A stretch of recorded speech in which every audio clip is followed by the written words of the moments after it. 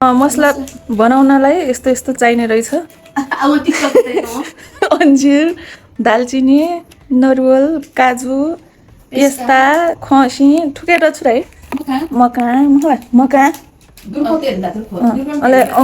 अंगुर मलाई किसमिस बदाम आलमन्ड अले छुटो दुर्ख ठुकेर छु है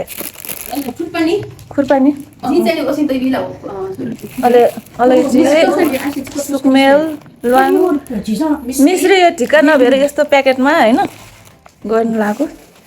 यो चकलेटहरु आफ्नो इच्छा अनुसार हाल्ने छोरा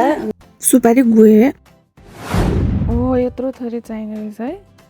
ल यसरी मसला प्याक गर्न लाग्छ हामीले यो चाहिँ स्याम्पल पहिला भगवानलाई नि हैन प्याक गर्न लाग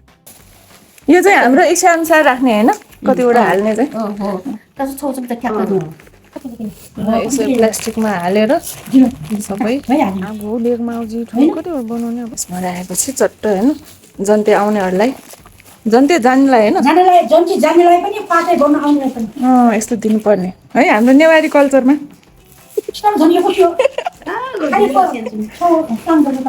भाला टकेला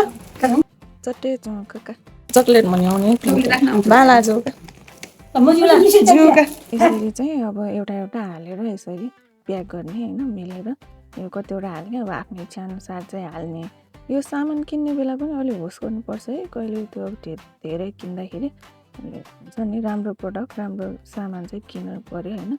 त्यो अलि हेरेर मात्रै किनभने अब यो अरूलाई दिनुपर्ने भएर अलि राम्रै हैन दियो भने राम्रो हुन्छ हैन फेरि राम्रोसँग अलि मिलाएर हाल्नु पर्यो झोलामा अनि यो यसरी सब परिवार मिलेर यसरी प्याक गर्नुभयो भने चाहिँ सजिलो हुन्छ है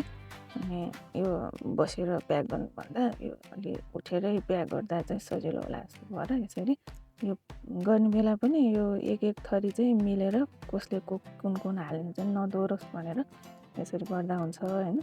यो बिहा गर्ने भन्दा पनि बिहा गराउने मान्छेलाई चाहिँ अलि गाह्रो हुन जस्तो छ है यस्तो के गर्नुपर्ने अनि यस्तो काम चाहिँ छोरी मान्छेलाई पहिला यसरी काम गरायो भने चाहिँ छिटो पनि सकिने रहेछ काम चाहिँ राम्रो हुने रहेछ भोलिपर्सि आफ्नो छोराछोरीहरूको पालोमा यस्तो चलन हुँदो रहेछ भनेर के आइडिया होस् भनेर यो भिडियो चाहिँ बनाइराखेँ कि